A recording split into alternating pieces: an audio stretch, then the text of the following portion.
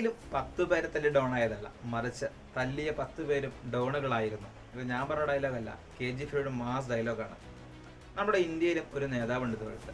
ഏതെങ്കിലും ശക്തന്മാരെ തോൽപ്പിച്ച് അധികാരത്തിൻ്റെ പടികളിലേക്ക് കയറി വന്ന ആളല്ല ഇദ്ദേഹം, മറിച്ച് തോൽപ്പിച്ചത് ആയ എല്ലാവരും അതിശക്തന്മാരായിരുന്നു എന്നുള്ളതാണ് ഇദ്ദേഹത്തിൻ്റെ പ്രത്യേകത. ഞാൻ പറയാൻ പോകുന്നത് വേറെ കുറിച്ചല്ല, നമ്മുടെ ഇന്ത്യയുടെ പ്രധാനമന്ത്രിയായിരിക്കുന്ന ശ്രീ നരേന്ദ്രമോദിജിയെ പറ്റിയാണ്. പറയുമ്പോൾ നിങ്ങൾ വിചാരിക്കും ഞാൻ വലിയ മോദിജി ഭക്തനാണെന്ന്. ഞാൻ മോദിജി ഭക്തനൊന്നുമല്ല. പക്ഷെ ഞാൻ കണ്ടതും കേട്ടതുമായ ആസ് എൻ ഇന്ത്യൻ വോട്ടർ, രാഷ്ട്രീയ സാമൂഹ്യ നിരീക്ഷകൻ എന്ന നിലയിൽ കണ്ടതും നിരീക്ഷിച്ചറിഞ്ഞതുമായ കുറേ കാര്യങ്ങൾ ആണ് ഇന്ന് പറയാനായിട്ട് പോകുന്നത്.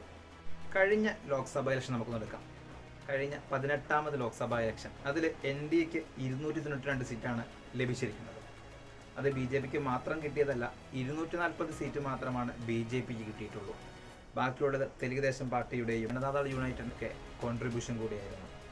എന്ന് പറഞ്ഞാൽ 2024 നരേന്ദ്രമോദി ഒരു മന്ത്രിസഭ ഉണ്ടാക്കിയാൽ ഉണ്ടാകാൻ പോകുന്ന മന്ത്രിസഭ എന്നറിയപ്പെടുന്നത് ഒരു തൂക്ക് ഗവൺമെൻറ് ആയിരിക്കും, അല്ലെങ്കിൽ കോയലീഷൻ ഗവൺമെൻറ് എന്ന് പറയാനായിട്ട് സാധിക്കും. നമ്മുടെ ഇന്ത്യൻ ഭരണഘടന അനുസരിച്ച് ഒരു പാർട്ടിക്ക് മന്ത്രിസഭ രൂപീകരിക്കണമെങ്കിൽ നമ്മുടെ ലോക്സഭയിലുള്ള മൊത്തം സീറ്റുകളുടെ എണ്ണം, അതായത് 543 സീറ്റുകളുണ്ട്, അതിൻ്റെ പകുതിയിൽ കൂടുതൽ സീറ്റുകൾ ലഭിച്ചാൽ മാത്രമാണ് ഇവർക്ക് ഒരു മന്ത്രിസഭ രൂപീകരിക്കാനായിട്ട് സാധിക്കുകയുള്ളൂ.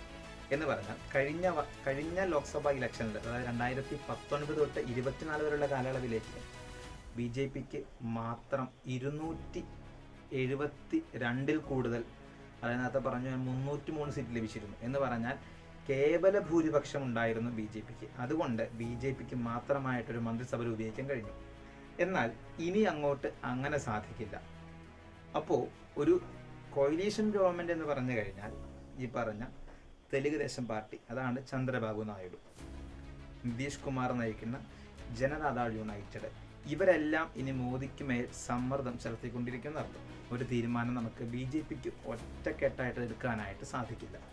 ഇതാണ് ഒരു കോയിലീഷൻ ഗവൺമെൻറ്റിൻ്റെ പ്രത്യേകത. 2019 പോയി കഴിഞ്ഞാൽ അവിടെ BJPക്ക് മാത്രം കിട്ടിയത് 303 സീറ്റുകളായിരുന്നു. എന്നാൽ ഇന്ന് ഈ 18ാമത് ലോക്സഭാ ഇലക്ഷനിൽ വലിയ ഇടിവ് വന്നിട്ടുണ്ട്. 2014 തൊട്ട് 19 വരെയുള്ള കാലയളവ്, 19 തൊട്ട് 24 വരെയുള്ള കാലയളവ്, 24 തൊട്ട് ഇനി അങ്ങോട്ട്.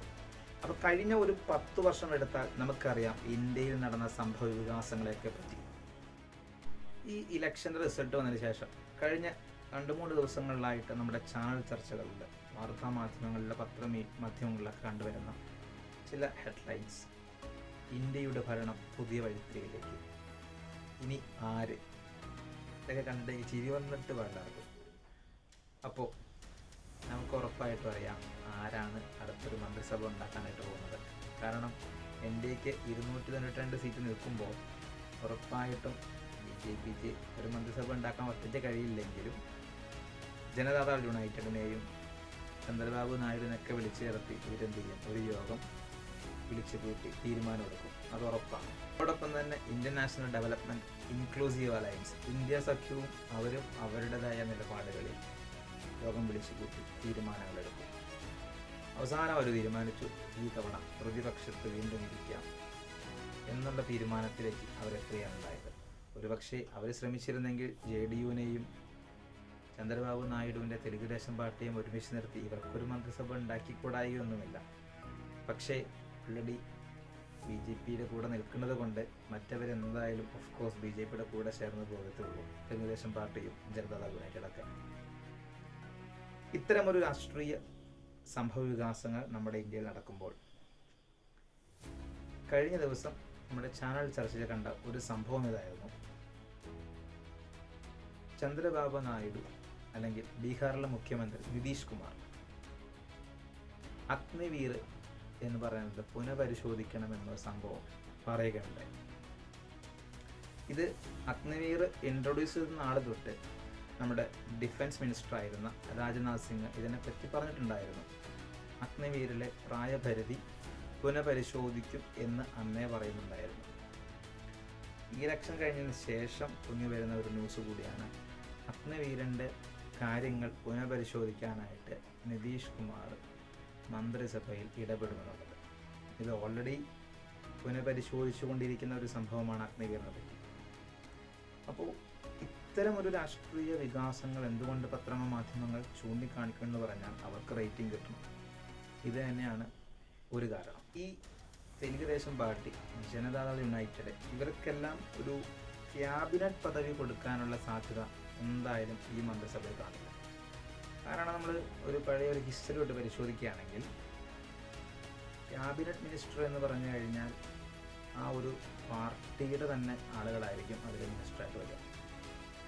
ഇപ്പോൾ നമ്മുടെ കഴിഞ്ഞ ഗവൺമെൻറ് കാലം സംബന്ധിച്ച് കഴിഞ്ഞാൽ അതിനകത്തൊരു ക്യാബിനറ്റ് പദവി, ഇപ്പോൾ ക്യാബിനറ്റ് പദവിയുള്ള ഒരു മിനിസ്ട്രിയാണ് നമ്മുടെ ഡിഫൻസ് മിനിസ്ട്രി, ഹോം മിനിസ്ട്രി, അതുപോലെ തന്നെ external affairs ministry.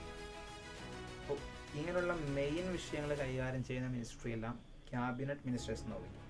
Indian cabinet എന്നറിയപ്പെടുന്ന ഒരു സംഭവം നമ്മുടെ ഇന്ത്യൻ ഭരണകൂടത്തിൽ നിർവചിക്കപ്പെട്ടിട്ടില്ലെങ്കിലും നമ്മുടെ ബ്രിട്ടീഷ് സിസ്റ്റം ഫോളോ ചെയ്യുന്നതുകൊണ്ട് തന്നെ അവരെയാണ് നമ്മൾ ക്യാബിനറ്റ് മിനിസ്റ്റേഴ്സ് എന്ന് വിളിക്കുന്നത്.